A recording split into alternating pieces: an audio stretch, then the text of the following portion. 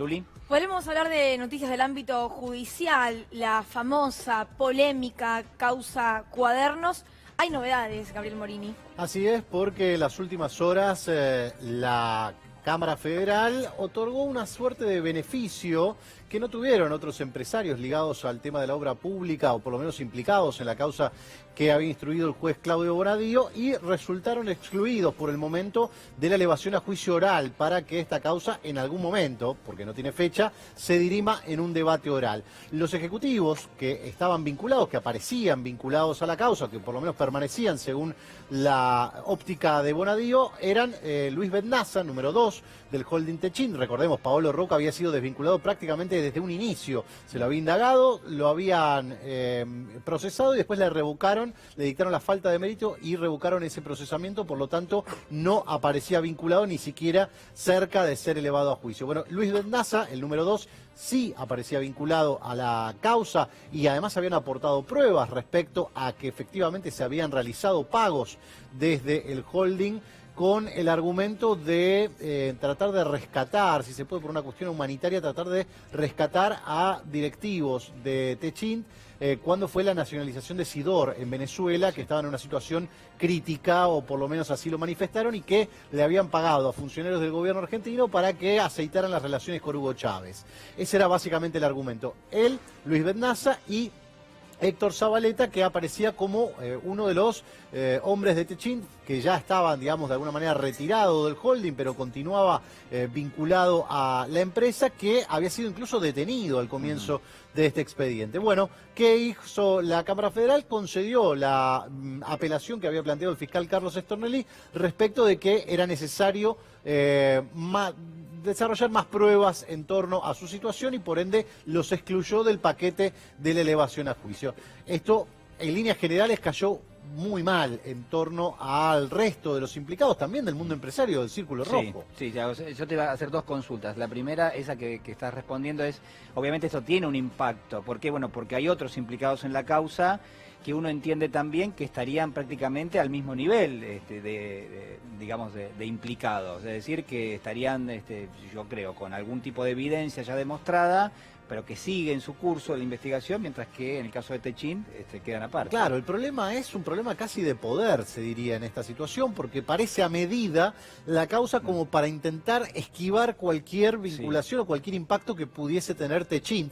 Que recordemos, a raíz de esta investigación iniciada, conocida como Cuadernos, una fiscalía italiana empezó a pedir información respecto de esto, porque había investigaciones respecto del accionar de Techint en Brasil, ligado a las operaciones con Petrobras. De manera que, obviamente, había llamado mucho la atención a nivel internacional. Obviamente el holding es impresionante, digamos, su expansión en todo el mundo, y había generado mucho interés respecto a cuál era la situación. Ahora, el problema es que los implicados en Techint habían incluso aportado material probatorio respecto de los supuestos giros de dinero, es decir, de las extracciones, algo totalmente inhabitual en la causa Cuadernos, porque no hay mucha de esa prueba material respecto del dinero, como sí pudo haberla en distintas instancias del Lavallato en Brasil. O sea que es paradójico, porque en realidad en este caso sí hay material probatorio, y sin embargo así todo... Al menos, vamos a decir, hay material documental. Hay que ver si es probatorio. ¿Por qué? Porque entre los implicados y detenidos, como el ex subsecretario Roberto Barata, lo que han planteado es que básicamente lo que hizo Techint fue, o por lo menos sus directivos, no todo su plana gerencial, pero sí los directivos que aparecían implicados, de alguna manera blanquear dinero que en realidad había sido retenido por ellos mismos. Bajo el formato de encontrarle el justificativo de aportes irregulares o de pagos irregulares a funcionarios. Es decir, dinero que, vamos a ponerlo en estos términos porque no están en un expediente, habrían sido quitados de la empresa para beneficio personal de esos empleados, de esa plana gerencial, y que después incluso ingresaron en el blanqueo de capitales del año 2016. por esto, dicen, no tiene nada que ver con el aporte a funcionarios, pero lo que dicen las personas que estaban implicadas es, sí, nosotros le tuvimos que pagar a funcionarios para que mejorase la situación de algunos directivos en Sidor, en Venezuela. Ahora, Gabriel, en el caso de Paulo Roca, él dijo desconocer totalmente que se habían efectuado esos pagos. Sí, él lo afirmó casi públicamente, antes de ser llamado a declaración. Prácticamente es la declaración pública que desencadena su llamado indagatoria en estos términos, diciendo que él no tenía nada que ver y si alguien tuvo alguna relación, él estaba en desconocimiento. Bueno, era interesante que su número 2 fuese el que dijo, sí, efectivamente se hicieron estos pagos por este motivo, pero en realidad el motivo era humanitario.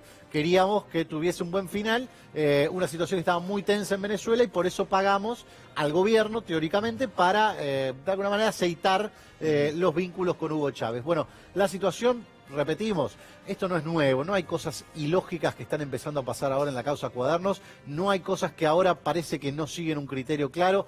Nunca siguieron un criterio claro en esta investigación. Es muy difícil discernir por qué algunos van a juicio y por qué otros no. Es decir, no hay una línea que uno pueda trazar y decir, bueno, este delito más o menos probado, esto puede ir a juicio, esto no. La verdad que no hay un criterio.